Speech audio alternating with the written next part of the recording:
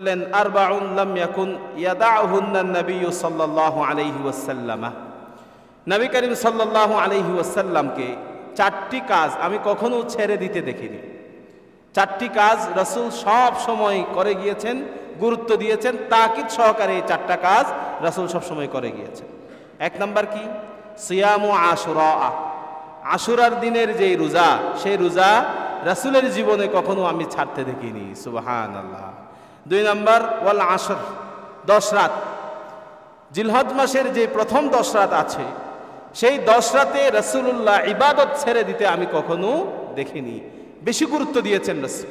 এই জিলহজ মাসের প্রথম 10 রাতকে রাসূল অতিরিক্ত গুরুত্ব দিতেন।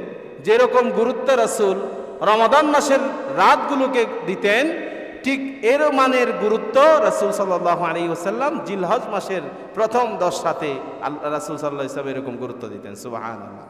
3 নাম্বার ওয়া সালাসাতু আইয়ামিন মিন কুল্লি শাহরিন, 3 নাম্বার হলো প্রত্যেক মাসের মধ্যে 3 দিন রোজা রাখা, আইয়ামুল বীজ বলা হয়।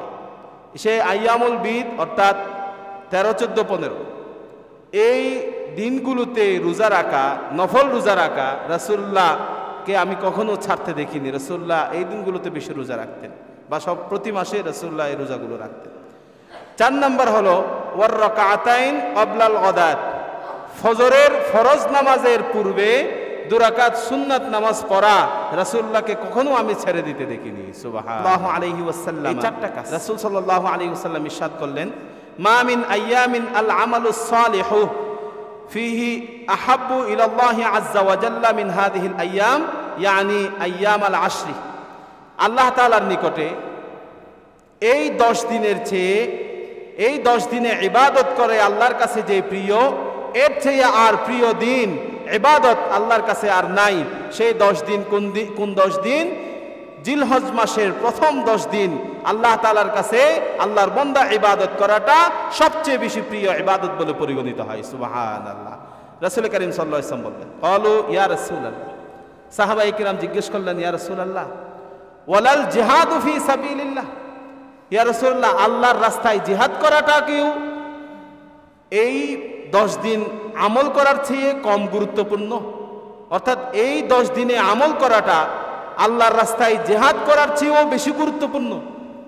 আল্লাহর রাস্তায় জিহাদ করলে আমরা জানি সবচেয়ে বেশি সওয়াব পাওয়া যায়, আল্লাহ সবচেয়ে বেশি সওয়াব দেন, প্রতিদান দেন, আল্লাহ সবচেয়ে বেশি খুশি হন আল্লাহর রাস্তায় জিহাদ করলে। তো এখন আপনি যেভাবে বললেন, মা মিন আইয়ামিন আল আমালুস সালিহু ফিহি আহাব্বু ইলাল্লাহ, আহাব্বু সুপারলেটিভ ডিগ্রি, সবচেয়ে সুন্দর, সবচেয়ে আল্লাহর কাছে প্রিয়, এই সবচেয়ে প্রিয় আপনি বলেছেন, এটা কি জিহাদের চেয়েও বেশি? রাসূলুল্লাহ সাল্লাল্লাহু আলাইহি ওয়াসাল্লাম বললেন, ওয়ালাল জিহাদু ফি সাবিলিল্লাহ, তবে আল্লাহর রাস্তায় জিহাদ করার চেয়েও বেশি গুরুত্বপূর্ণ, বেশি প্রিয় আল্লাহর দরবারে এই 10 রাতে আমল করা, এই 10 দিনে আমল করা। সুবহানাল্লাহ। জিহাদ করার চেয়েও। কিন্তু রাসূল বললেন, ইল্লা রাজুলুন, ওই ব্যক্তি ব্যতীত, যে ব্যক্তি খরাজা, বের হয়েছে জিহাদের জন্য, সম্পদ, তারপরে তার অস্ত্রশস্ত্র, তার সাজসজ্জা সবকিছু নিয়ে বের হয়েছেন, কিন্তু সুম্মা লাম ইয়ারজি মিন যালিকা বিশাইইন, সে কোনো কিছু নিয়ে আর জিহাদের ময়দান থেকে ফিরে আসেনি।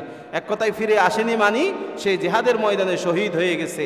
যে ব্যক্তি শহীদ হবে সেই ব্যক্তি সবচেয়ে বেশি মর্যাদাবান হবে। তার চেয়ে 2 নম্বরে মর্যাদাবান হলো যে ব্যক্তি এই জিলহজ মাসের 10 দিন 10 রাত আমল করবে, সে আমলগুলো আল্লাহর দরবারে বেশি প্রিয় হবে। সুবহানাল্লাহ। এই জন্য এই 10 দিন আমাদের কাছে চলে আসছে, খুব হাতের নাগালে, আমাদের খুব কাছেই আমাদের। এই জন্য এই 10 দিন কোনোভাবে মিস করা যাবে না, মনকে বাঁধতে হবে, যথেষ্ট পরিমাণ বেঁধে আমাদেরকে এই নিয়ত পাকাপুক্ত করতে হবে, শক্ত করতে হবে। শক্ত করে আমরা এই 10 দিন প্রচণ্ড রকমের ইবাদত করব। আমরা এই 10 দিনকে যথাযথভাবে গুরুত্ব দিব, আমরা এই 10 দিনকে যেভাবে গুরুত্ব দেওয়া দরকার সেভাবে গুরুত্ব দিব ইনশাআল্লাহ। এরপরে আসেন, রাসূলুল্লাহ সাল্লাল্লাহু আলাইহি ওয়াসাল্লাম এই 10 দিন কি কি আমল করতে বলেছে এটা তো জানা দরকার আছে। ফাউকসিরু ফিহিন্না মিনাত তাহলিল ওয়াত তাকবীর ওয়াত তাহমিদ, সুতরাং এই 10 দিনে রাসূলুল্লাহ সাল্লাল্লাহু আলাইহি ওয়াসাল্লাম সাহাবায়ে কেরামদেরকে বলেছেন তোমরা তিনটা কাজ করো। এক নাম্বার মিনাত তাহলিল, তাহলিল পড়বা। তাহলিল কি?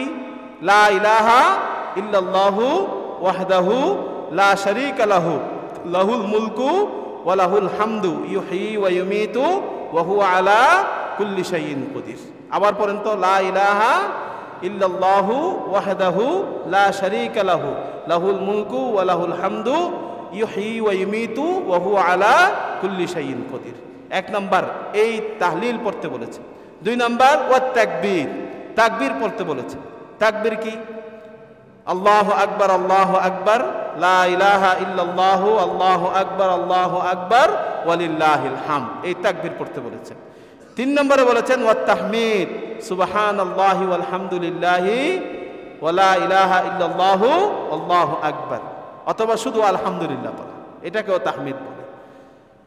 তাহলে অথবা বুখারী শরীফের শেষ হাদিস আছে, সুবহানাল্লাহি ওয়া বিহামদিহি সুবহানাল্লাহিল আযীম, সুবহানাল্লাহি ওয়া বিহামদিহি সুবহানাল্লাহিল আযীম।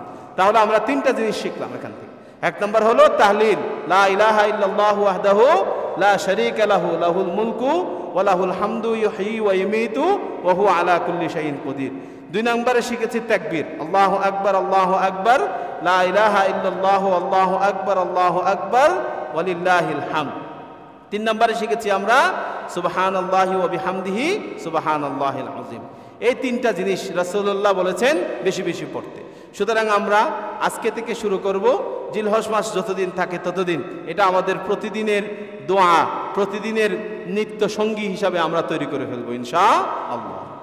এরপরে তিন নাম্বার, রাসূল করিম সাল্লাল্লাহু আলাইহি ওয়াসাল্লামের দুই সাহাবী ছিলেন, সাইয়্যিদুনা ইবনু ওমর রাদিয়াল্লাহু তাআলা আনহু এবং আবু হুরায়রা রাদিয়াল্লাহু তাআলা আনহু। দুজনেই জলিলুল কদর সাহাবী এবং দুজনেই ফকিহ সাহাবী। হাদিস বর্ণনা